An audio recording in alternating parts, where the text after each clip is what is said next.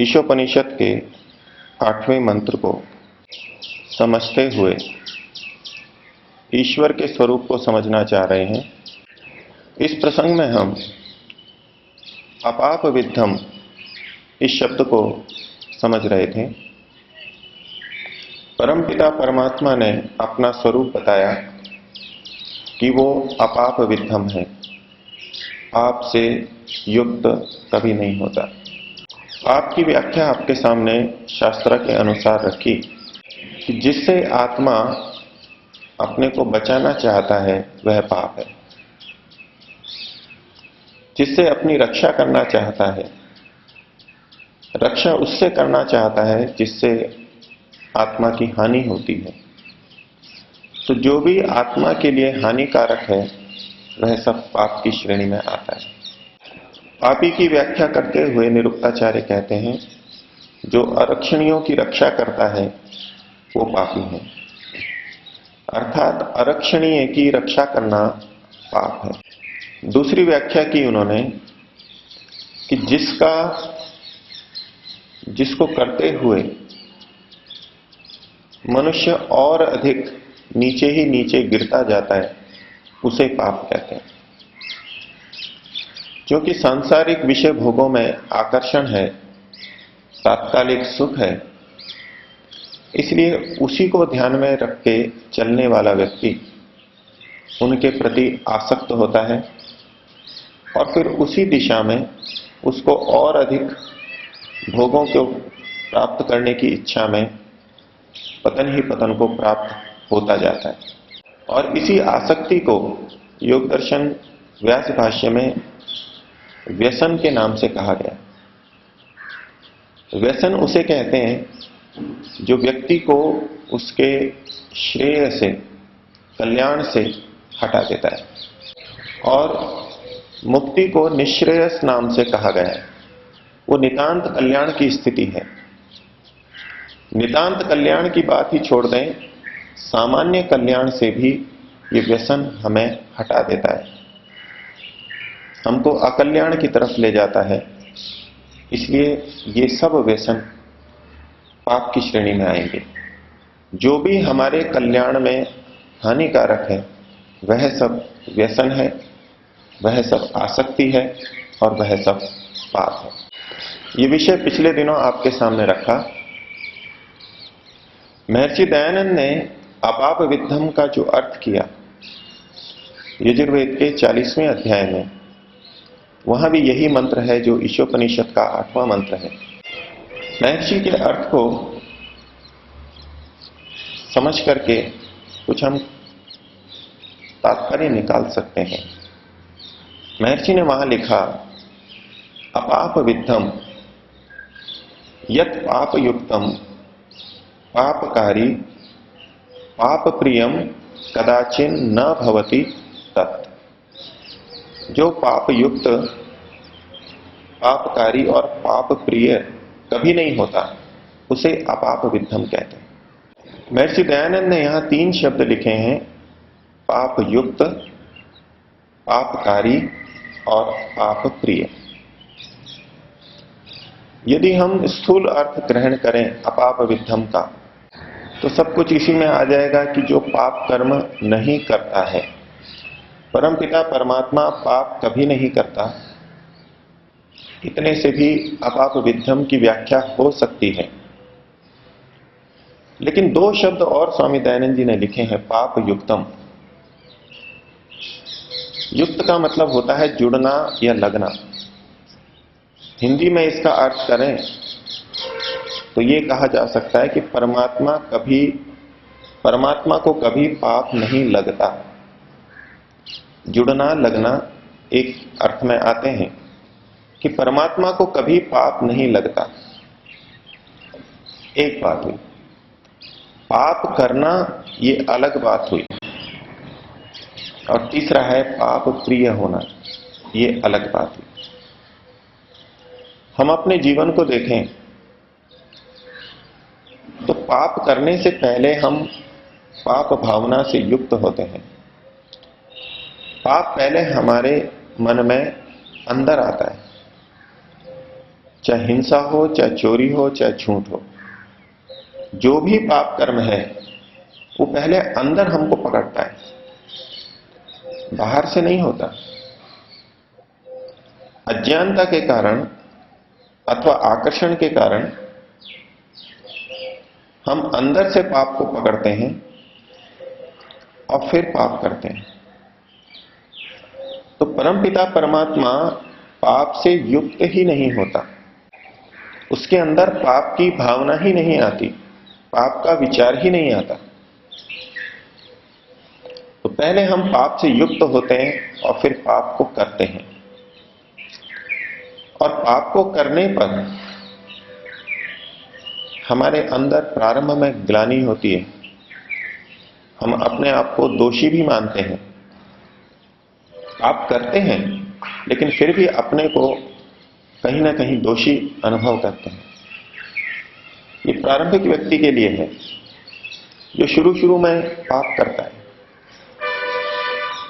लेकिन अगर वो पाप को करता जाए, बार बार करे, तो वो उस पाप को प्रिय समझने लगता है, वो पाप प्रिय हो जाता है। एक बच्चा जिसको बचपन से सिखाया गया है कि बीड़ी पीना ठीक नहीं है, बहुत गलत बात है, वो यदि पहली बार बीड़ी पी ले उसको बहुत विचित्र लगेगा, बहुत खराब लगेगा। लेकिन अगर बार बार पीता रहे तो वो ही बीड़ी उसको प्रिय लगने लगती है। गलत कार्य करने वाला कुछ दिनों बाद में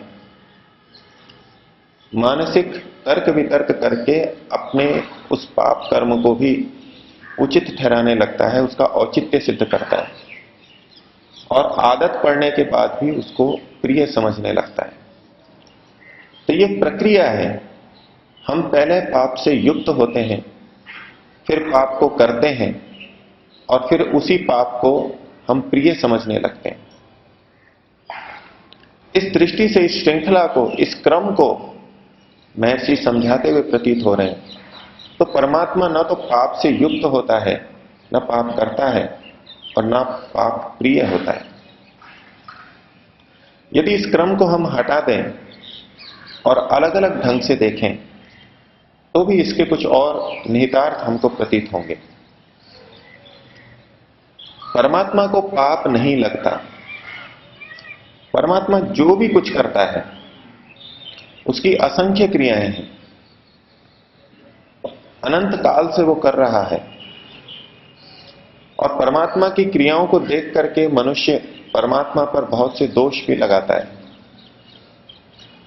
परमात्मा पे आरोप लगाता है। हम कितना भी परमात्मा पे दोष लगा लें, परमात्मा को कुछ भी पाप नहीं लगता।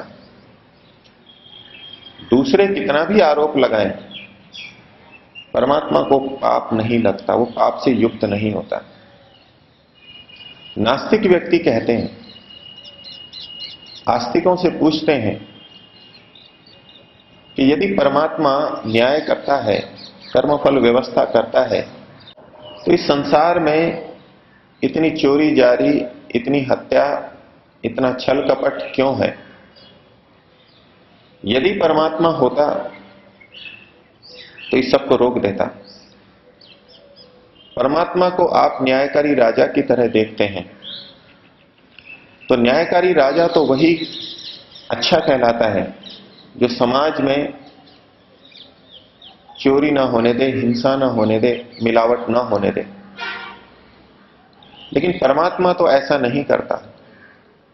और यदि परमात्मा है, सर्वशक्तिमान है, और फिर भी संसार में ये सारी गतिविधियां, ये सारा अधर्म, अत्याचार, अन्याय हो रहा है, शोषण हो रहा है, इसका मतलब है परमात्मा ही सबको करवा रहा है।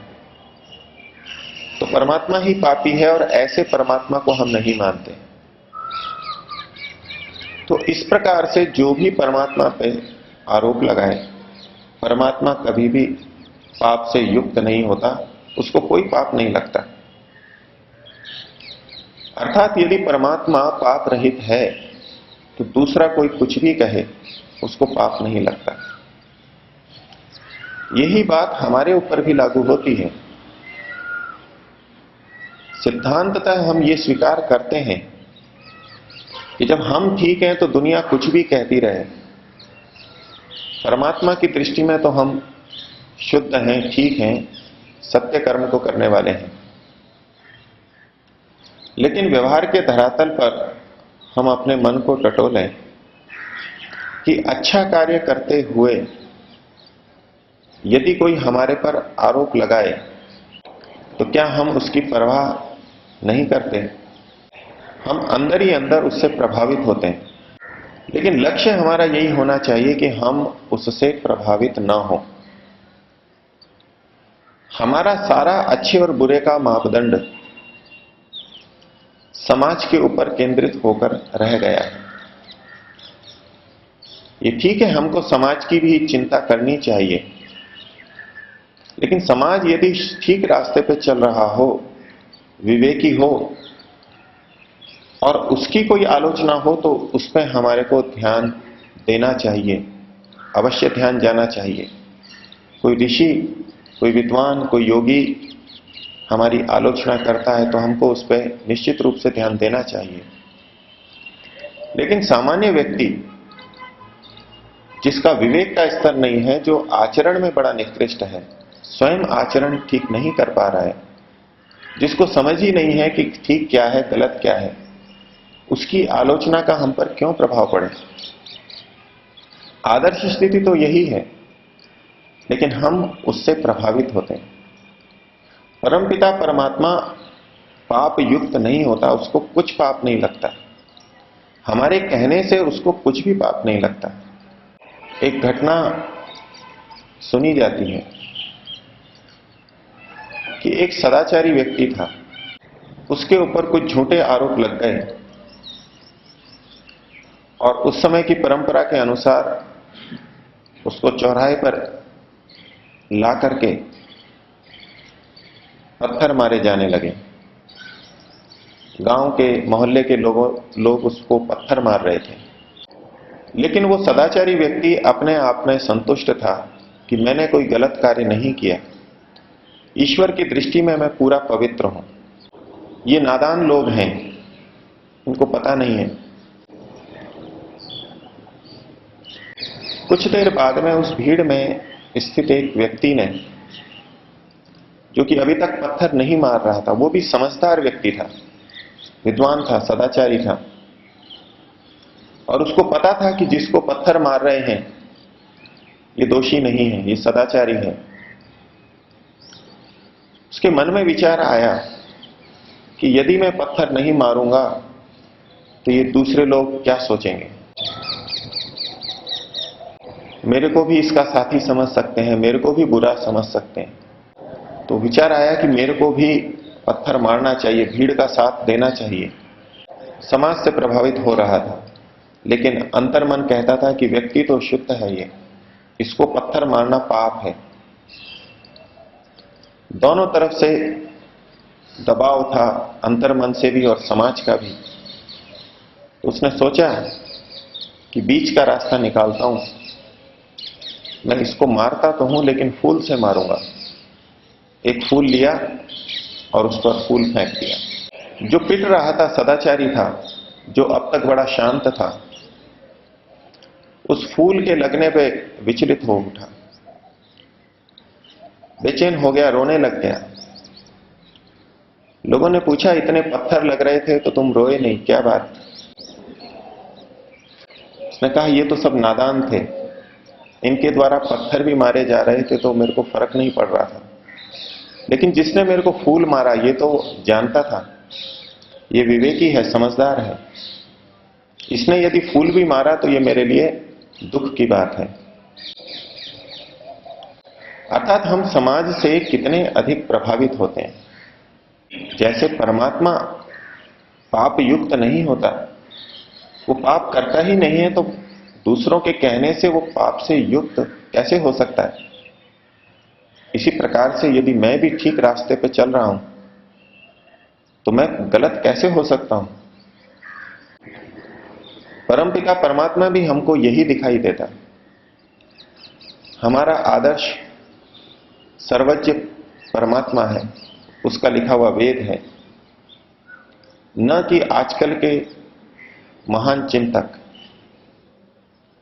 वो चिंतक कहलाते हैं, कहीं उनके मन में यह भावना भी आती हो कि इससे हम बहुत उदात्त भावना से युक्त होते हैं, मन की बहुत अच्छी स्थिति बनती है, लेकिन इसका पालन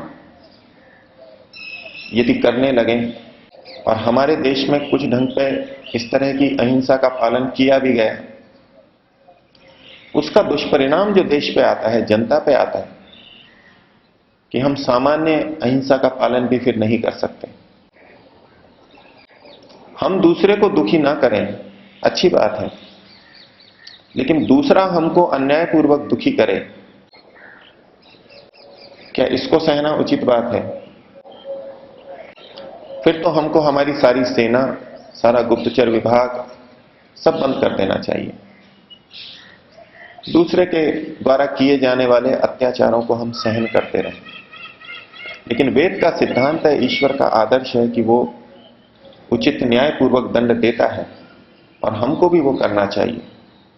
हां, हमको अपने विवेक के ऊपर नियंत्रण अवश्य रखना है कि उचित अनुचित का हम ठीक निर्णय करें, और जैसे परमात्मा द्वेष से रहित होकर के दंड देता है, कल्याण के लिए दंड देता है, उचित दंड देता है, उसी प्रकार से हम अपने परिवार में, विद्यालय में, समाज में कर सकें। तो परमात्मा न तो पाप युक्त होता है, न पाप को करता है। इस दुनिया के अंदर असंख्य प्राणी एक दूसरे को हर क्षण खा रहे हैं। आप कल्पना कीजिए, कितनी मछलियां एक दूसरे को खा रही हैं, कितने पक्षी, कितने कीटों को खा रहे हैं। हर समय ये प्रक्रिया चल रही है। एक जीव दूसरे जीव को खा रहा है, और ये व्यवस्था किसी जीव की बनाई हुई नहीं है। वो तो शरीर में बद्ध है, वो तो विवश है उस शरीर में आने के लिए।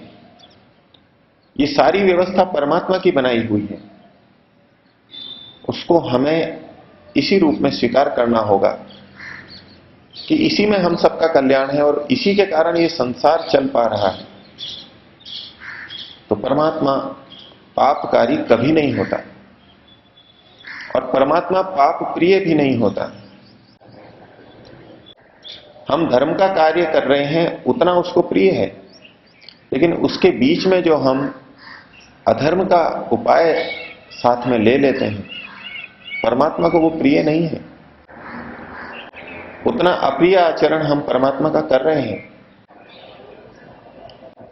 तो परमात्मा को यदि हम ये समझ लें कि वो न तो पाप से युक्त होता है, न पाप को करता है, और न पाप प्रिय है, हम अपने परमात्मा को प्रिय बनाना चाहते हैं, मन में उसकी प्रियता का भाव लाना चाहते हैं, तो वो तभी गहराई से आएगा और तभी सार्थक होगा जब हम परमात्मा को पाप प्रिय न माने और पाप को अपने जीवन से हटाते हुए फिर सच्चे रूप से परमात्मा की प्रियता को प्राप्त करें।